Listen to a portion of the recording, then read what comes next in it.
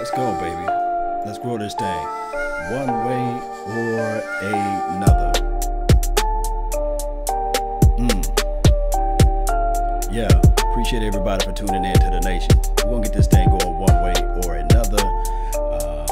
As we begin to talk about this, not going to be a long episode at all, but I just want to be able to talk to you guys about the, the play calling. 105.3 The Fan, excellent radio station that you can get a lot and tons of information from.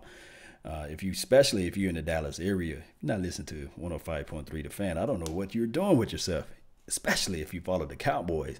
So with that being said, we're going to listen to what they have to say, and I'll go back and forth with you all, and then we can do a quick Q&A, things of that nature. But before we start, hit the like button, share the content, join the notification squad, because that's how we get down.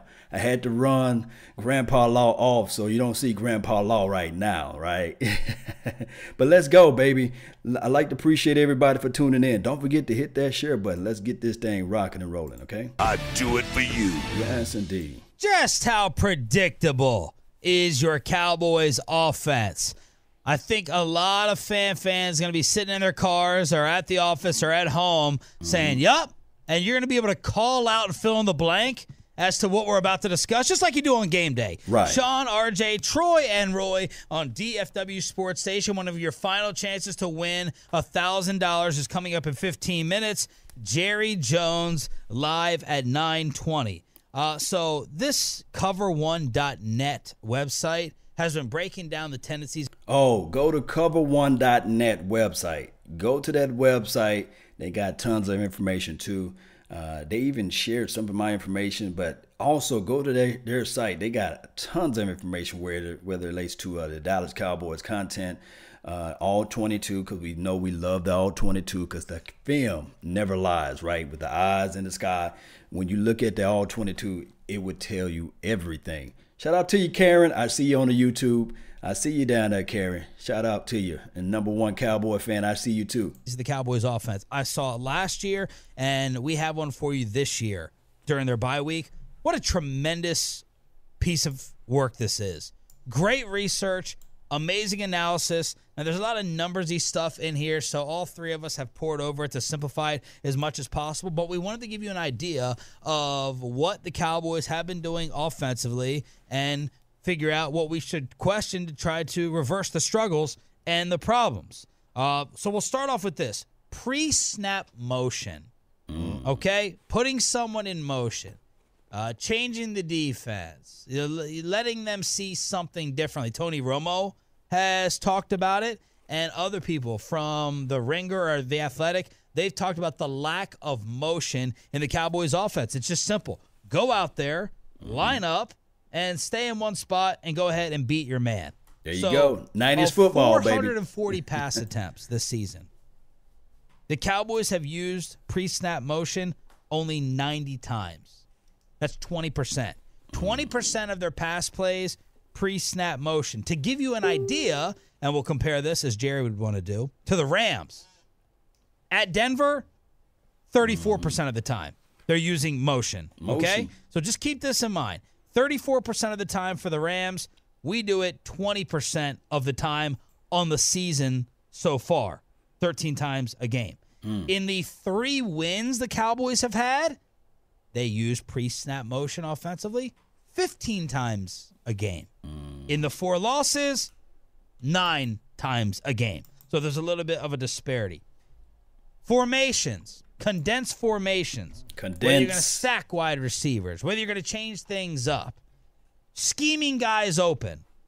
Of the 440 pass attempts that the Cowboys have had this season, only 37 of them have come from condensed formations.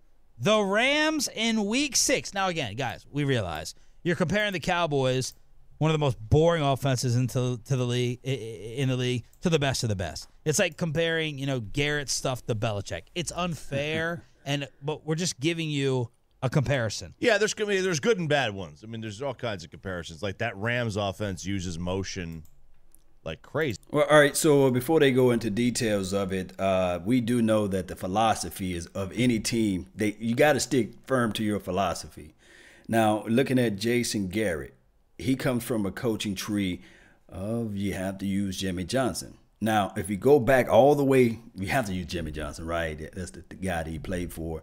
You can argue the fact maybe Barry Switzer, maybe you can throw in the guy Nick Saban. But we're going to go all the way back to the origin of things. He goes by the philosophy of Jimmy Johnson because that's what won it for us in the 90s, right? And I do know that a lot of people say, hey, Law, can you just stop talking about the 90s? It's a new millennium for crying out loud. But this is the thing.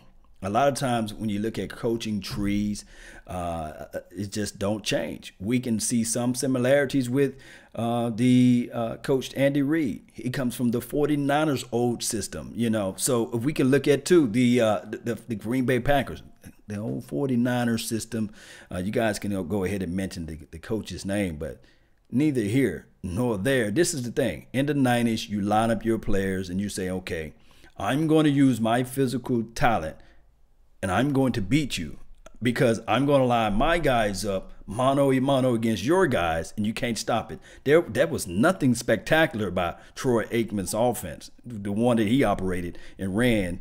It was nothing spectacular what Troy Aikman did behind center, running the Jimmy Johnson system.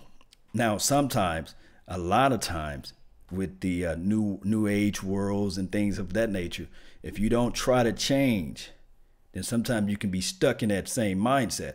And we saw that sometimes it will work. Look at the Jacksonville Jaguars game. There was nothing special that we did. It was just more so that our guys executed, and we're going to hear that execution a lot. Now, as far as scheme, you can scheme guys open. You can find ways to get guys open, meaning that if this guy is naturally 6'8" and he needs to get clear space, but he cannot create separation on his own, so what you do, you motion, you move him across the board, and you figure out who's got a man-to-man. Will it be the true sets of a cover two? Where are the soft spots in the zone? How can you rotate this guy? How can you motion this guy up? Can you line up a 13 personnel? Can you move it around to a 10 personnel? Those type of things that you can scheme open to get your receivers a better chance to throw the ball and a better chance to catch the ball when the ball is hitting them in open spaces. Or you can play strong suit to your quarterback, whether it be RPOs, whether it be running in bootlegs, your naked bootlegs, your wiggles, your waggles. All those things can help out a young quarterback too. But it's all about your scheme and it's all about your philosophy. And sometimes philosophies are philosophy. Shout out to you, Andrew. I see you over there on the Periscope, man. Salute to you as well. Christopher, I see you on the Periscope. Oops, upside, up your head. Appreciate you on the YouTube. I like that name. Shout out to you. And always a lady. I see you. Easy, right? One of the best offenses of all time, 04 Colts, never used it. They did not Colts. Use motion at all. But that was 14 years ago. Right, but that offense was ahead of its time. Like a lot of You also had Peyton Manning, who did not like motion. He hated motion. Didn't want any of his receivers ever to go in motion. Yeah, well, when you have Marvin Harrison and Reggie Wayne and Edgerrin James, you can line up and beat. That's the problem. You can line up and beat people with Peyton Manning throwing to Hall of Fame weapons. You feel really good about your man-to-man. Yeah, we don't have that. So that's why people have been saying you got to be more creative. Mm-hmm. You have to scheme guys open. So scheming guys open with different formations, condensed formations, 440 pass attempts, only 37 times the Cowboys have done it. 37. The Rams in Week 6 alone did it 48 times. So they did it more in one week than we've done it in 7. Wow. So just keep that in mind. Yep. Tendencies. Condensed formations. When the Cowboys go to it, you know that they're going to throw. 2/3. 89% of the time. Actually more. 30, oh, wait, okay, so we're on this one. So, yeah, 33 of 37 times the Cowboys threw it out of a condensed formation. That's 89%. The Rams, 52% of the time. So, obviously, 50-50, you're more unpredictable. What it goes into saying there, too, is that the reason that they throw on this so much is because that formation, because it's condensed and everything's close to the line of scrimmage. Yes. I'm sorry, to the offensive line, it brings more guys into the box, so more defenders to cover the run. What they're saying is the best play here really isn't a pass play, it's a toss to the running back. And because there's so much room on the outside. Yes. Yeah. And if you're able to just toss it to Zeke, hopefully Zeke would carry the ball in the outside hand on every time. But if you were to toss it to Zeke, just for example, he'd get to the outside. He'd get some chunk yards right there. And this says they've run one toss or pitch all season. All season. One toss. Well, I mean, I must admit, you got a guy. That's why I want number 71 to be like a pulling guard. You put him inside, and he can pull. When you talking about a toss sweep, your guys got to get out to that edge. I'm talking about your big guys, your 5, your offensive linemen. And I think that Tyron Smith is athletic enough, and we already know what Connor Williams can do. He's athletic enough. Looney, we know that Looney is athletic enough. For us to do only one sweep, my goodness. Man, those who out there playing Madden, don't y'all do this toss sweep? I know it's Madden, but if we have Ezekiel Elliott, who is a man amongst boys at times, he's fast, he can get to the edge. Toss sweep that baby. You can do misdirection toss sweep. There's so many things. Counter toss sweep. There's a lot of things that you can do. But let's hit play. when you only had 4 non-throws in the entire year on that formation, yeah, that one toss might be it. All right, now let's get to the spread. Yeah, this one is Spread, bothersome. Go ahead.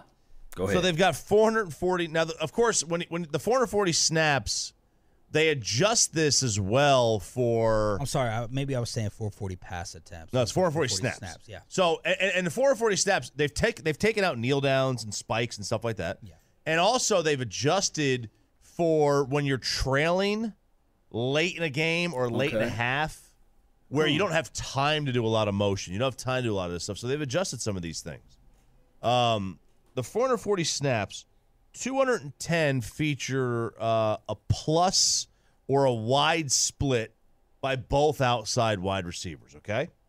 And the Cowboys threw the ball on 140 of those 210 plus or wide splits. Wow. So basically half of their offensive splits have been this 60%. one. So a defense knows when they see this particular formation, they've got a 67% chance that they're going to see a pass play. How many times, I'm hitting pause right here, for those who just not tuning in, go to cover1.com, and they have a lot of information as far as, they do every play-by-play breakdown. With the All-22, they have a lot of time on their hand to do all that.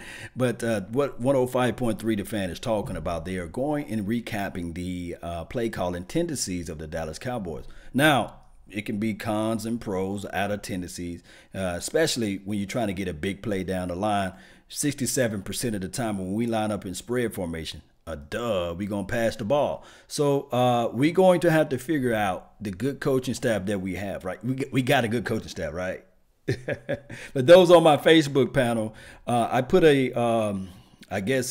poll out there where you can vote whether or not will the Cowboys go to the playoff, yes or no. Just a simple answer. Will the Cowboys go to the playoff, yes or no? According to the NFL.com, we only have a 16% chance. So by chance, we can't make it. It's just that we will have to figure out something. When I see us line up in the spread formation, we probably have to bring back this. Do you guys remember we used to run a draw off of that spread? Just to trick the opposition. We have to start running a little bit draws off of that formation, because when we see the spread, we already know there's going to be a passing play. So I can guarantee you the safety, the linebackers against with the opposition, they're going to say, okay, pass. They're going to yell out their call when they see us in that position or when they see us in that marketing, because it's already 67%. That's not far away from 70%, and you cannot be that lopsided on plays. That's just the bottom line. That's numbers. That's just reality. When you line up in the spread, 67% of the time, Dallas Cowboys will pass the ball. That's not a good thing. That's definitely not a good thing. This is every team gets a sheet like this on a Monday. Yes, and it tells them, or Sunday, on Monday, and it tells them what the teams do in this formation. On a 1st and 5, this team will run this play 63% of the time. They'll run this play this time. And when they're on a 1st and 10, they'll run this play. Well, it also will have one that tells them when they're in this type of formation, they're going to run a pass play two-thirds of the time. Now, most teams do this. The Cowboys really don't have an analytics department, so they probably don't even know this. Lots of single coverage they've been seeing, and they're not beating the single coverage. Now, people have been saying, why don't you stack the receivers? Bunches. Create formation, some confusion, a little bit of traffic in the middle. Maybe you get some cornerbacks caught up trying to defend guys, and someone can break away. When they do that, 53 times they've done it, 49 of them have been Dak throwing. So the predictability, when you see Cowboys receivers in the stack, bunches, they're throwing the football. No, I don't have I think in that formation, it should be leaning towards passing, but maybe just not as heavy extensively. Like that should be like the 2/3 of the time you probably pass out of bunches. But every now and then, I would like to see you run out of bunch formation, because if you think you got good run blocking wide receivers, you can take advantage of that with Zeke. No, wide receivers don't block. I want somebody to block at all. Doesn't make you. I don't want them to block. I want them to catch passes. Cover1.net with this info on the Cowboys offense so far this season. Play action. I said .com earlier. Cover1.net. This is good. Remember last year, they were 29th in play action attempts in the NFL. Hey, play action. I love play action. Why do I love play action? Why do Law Nation love play action? Thank you for tuning in to the Law Nation Film Session.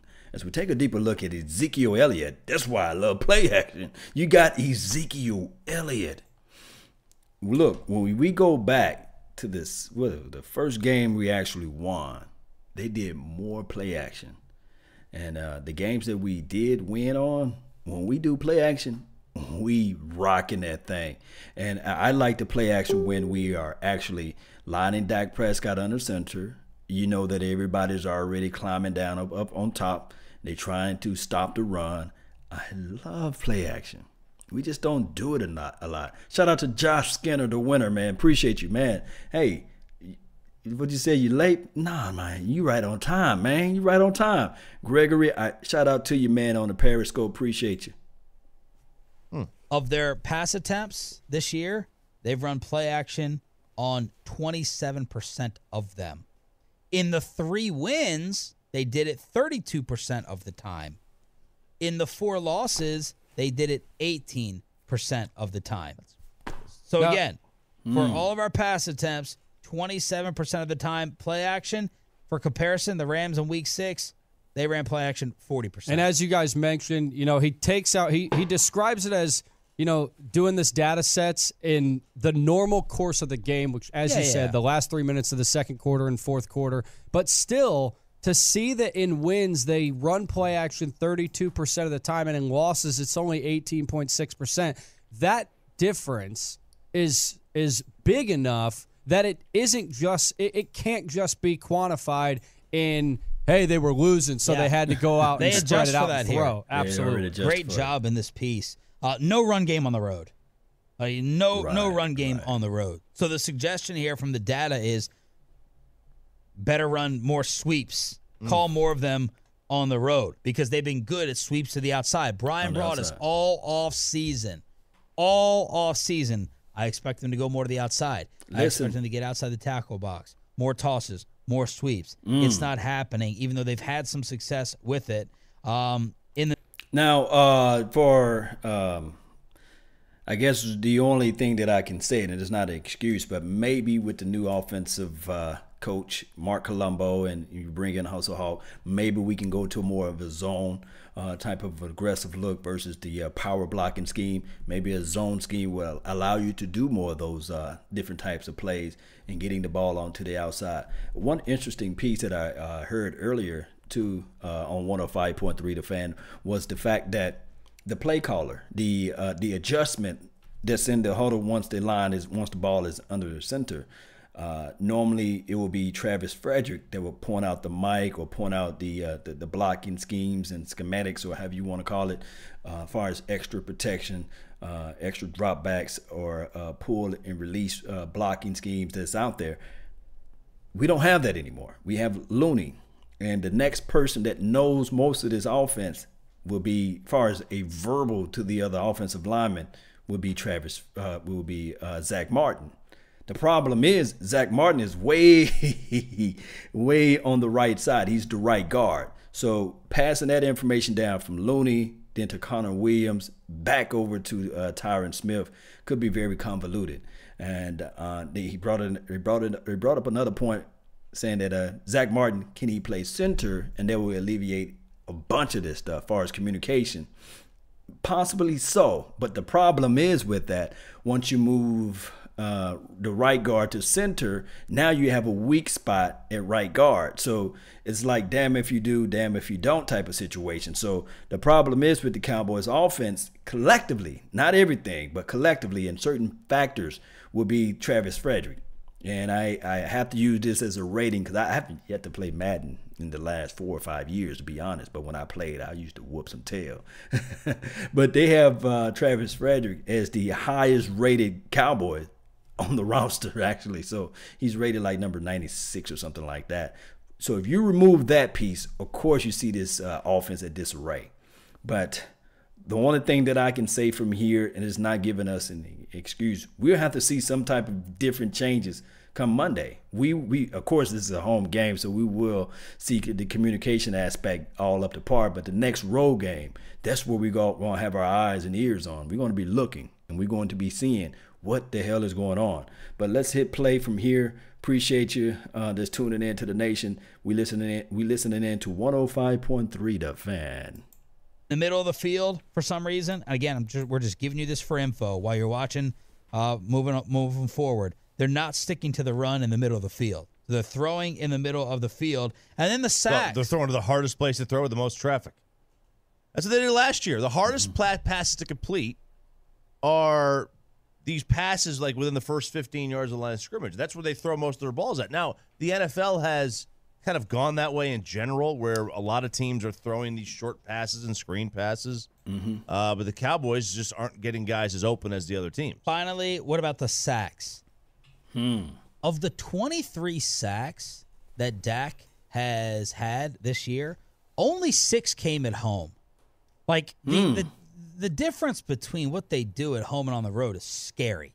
So 17 of the 23 sacks on the road. That's too many. 15 of the 23 has happened with only 4 rushers. What that would lead you to believe is that many of those are on Dak. Now, you have to account for a guy just getting straight up beaten, okay? But this isn't extra blitzes. This isn't the extra linebacker. This isn't a corner blitz. It isn't a safety coming up the middle. This is a 15 out of 23 sacks. 15 out of 23. 4 rushes. Well, let me break that down too. Just think about this. 4 rushers getting home, typically and normally, there's 5. There's always 5 offensive linemen out there. Always 5. And you can add your running back as an extra blocker too. And then on top of that, if you have a seasoned enough tight end, you can have him back. So that you should always protect your castle. You should always protect your quarterback. You should always protect the person that's going to have the ball majority of the time. So that is very alarming. I like this information so much, guys. For all those sacks to occur just off a 4-man rush, there's 5 offensive linemen regardless. Man, this is some good stuff, man. This is some good stuff. Go to cover1.net to check out some more information. So that's Dak. Doesn't make sense. I think you could probably, but we've seen enough in games. Like, we've seen Dak probably. He's got a problem holding the football. He's probably caused 10 to 12. He's probably responsible for that many. But he holds on to it. Dak Prescott, the way he holds on to the football. I don't know why he holds on to it more on the road, though. It doesn't make any sense. Like, let it go. Like, just throw the ball. Doesn't make any sense why that would happen so much on the road. So, bottom line, don't be as predictable when we see a certain formation. More play action, more motions, and condensed formations. That is the suggestion from cover1.net. Fantastic work. Really good. And there's a lot of numbers in there. Don't want to be too confusing, but those are some of the tendencies that you're screaming at your TV or radio anyway on a Cowboys game day. I know it because you tweeted to us, and you're right. The big news is that Mark Colombo, former offensive lineman, is taking over as the offensive line coach. Paul Alexander is out And Troy, you went back in the archives to pay Colombo a little tribute? Absolutely. Mark Colombo, of course, went to Boston College. He's a Boston kind of guy. He's probably celebrating the big Red Sox win. But he wanted to celebrate a little Yo Roger Raps way back in the day. Way. Well, they were finna talk about some rapping stuff that he did. But neither here nor there. I really appreciate everybody for tuning in, especially those who are on my Facebook, too. I know I have not been giving you guys any shout-out, but quick shout-out to DQ Cox, Billy. Shout-out to you. Who else we have? Lamar, Mac, Lewis, Samuel, Al. Thank all y'all, man. Mark, man, I'm having a whole bunch of y'all up in here. Appreciate all you all that's tuning in. I will read each and every last one of you all comments that's on the Facebook panel, as well as the YouTube. Don't forget to hit that like button, share the content. Let me know whether you guys think that the Cowboys will make it to the playoffs. We got a 16% chance, and that's all we need is a chance, right? Shout out to YouTube, buddy, that's on me. Periscope, appreciate you for tuning in to the nation. 2010, thank you. Warren Duncan, what's good? Shout out to you, man. Now this is timely topic. Missed my notification. Incognito, man. Appreciate you, man, for tuning in to the nation. Continue to regulate over there. Always, lady. Ed Gracia, thank all of you all for tuning in. Don't forget to join this nation by just hitting that subscribe button, following the page. And you can make contributions too by following the Patreon. I do have a podcast that's LAW Nation. Join that podcast if you love what you see. Appreciate you, Stevens, for saying it's a great website. Really appreciate you. I try to give as much content as I can. I really had this all prepared to go yesterday, but I had to get Grandpa Law out the way, right? But my whole point of view of this will be that hopefully, and I'm being very optimistic about this, and I just got to. Hopefully, Mark Colombo, maybe they can switch some schemes around and say, okay, we're going to go to a more of a zone type of blocking scheme, and maybe we can try to get Ezekiel Elliott out in space instead of ramming the head into the brick wall. Maybe that can happen. Maybe we can see whether or not they can do some more. And then, of course, we have Amari Cooper. So what that's going to do, that's going to open up a lot of things that we just don't see. As far as the 8 and 9 man front, even the 7-man pressure that they like to bring to. Hopefully, and I mean hopefully, we can win on the outside. I trust number 13 too. I love his skill set. Hopefully he can be able to make something happen this week coming around the corner.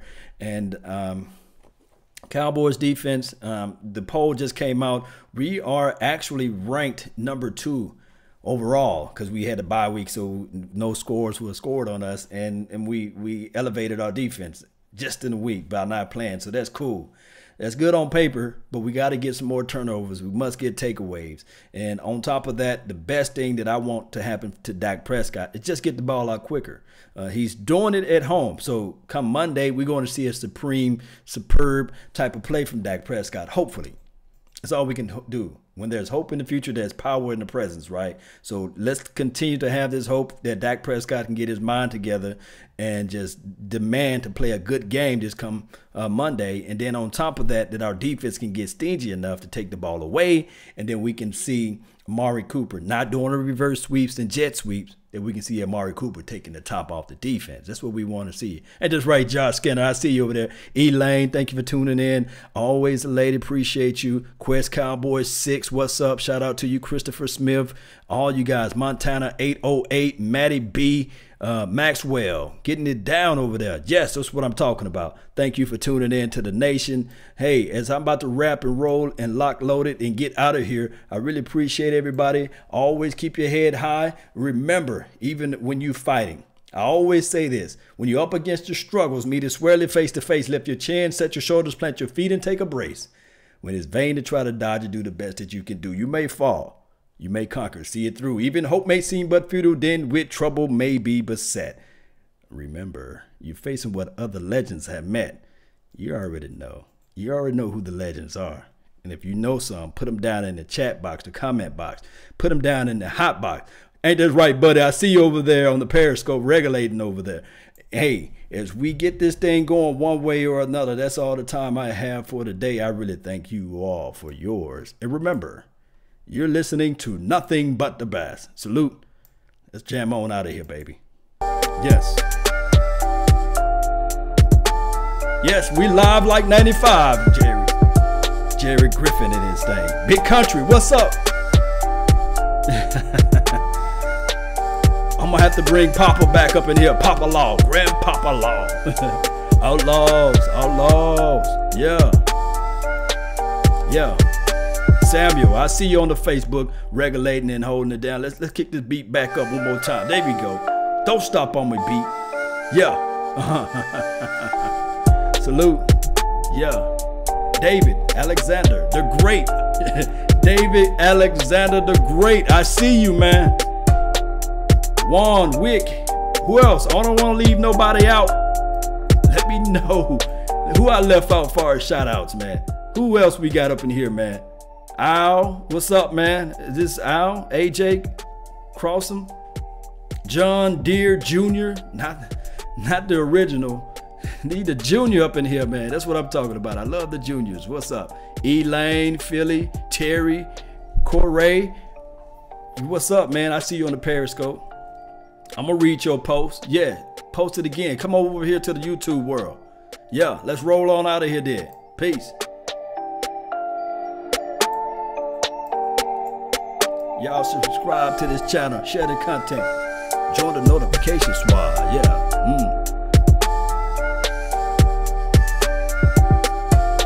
Yeah. We out this mug. Peace. I love you all. DC for life.